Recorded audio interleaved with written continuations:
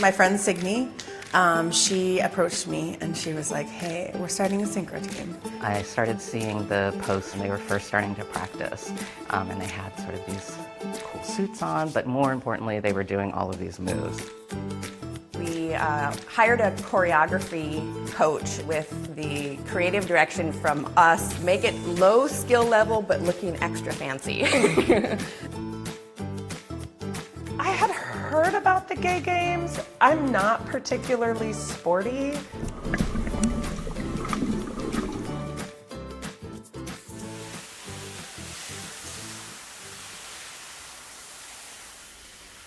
Today is our last really big practice together as a team. We'll individually start making our way to Paris in the next couple of days.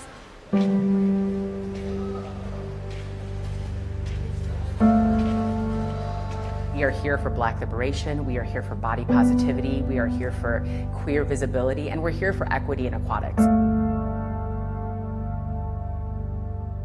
We've been swimming at least like 3 times a week, and as the competition's gotten closer, like every day.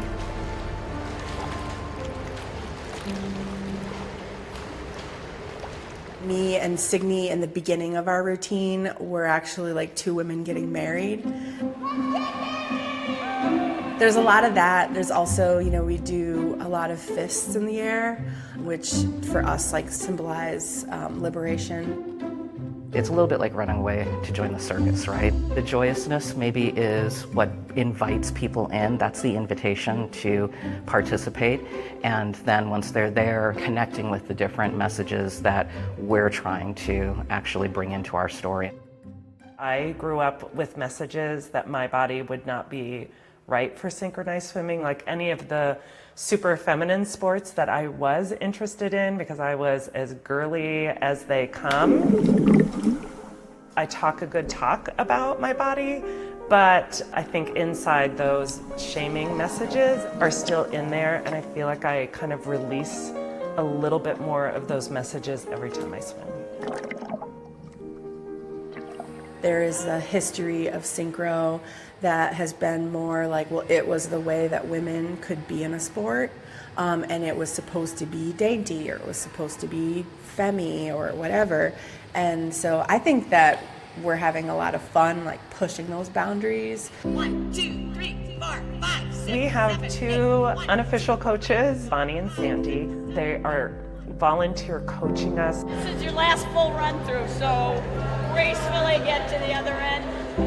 When you think about this older generation of synchronized swimmers who completely opened up all of their knowledge and pool time and love and appreciation, it's been really amazing.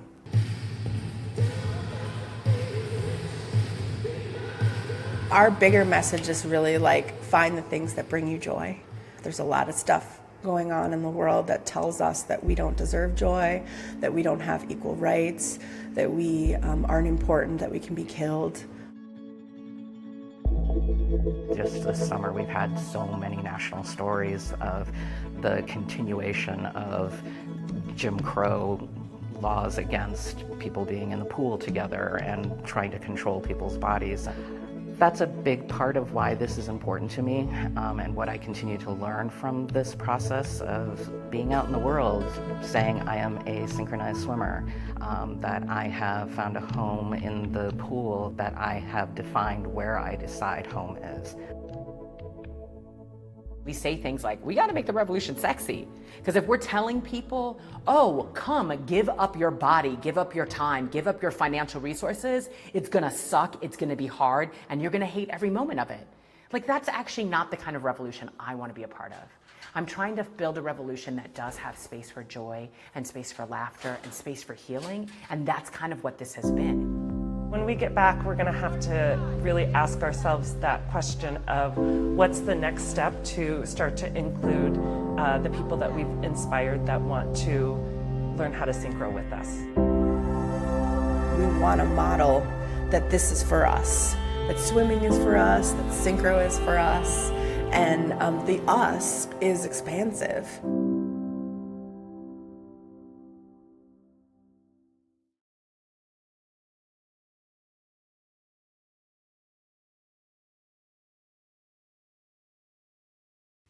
Hey, NBC News viewers, thanks for checking out our YouTube channel.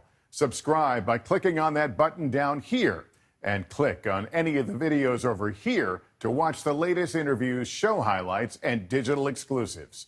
Thanks for watching.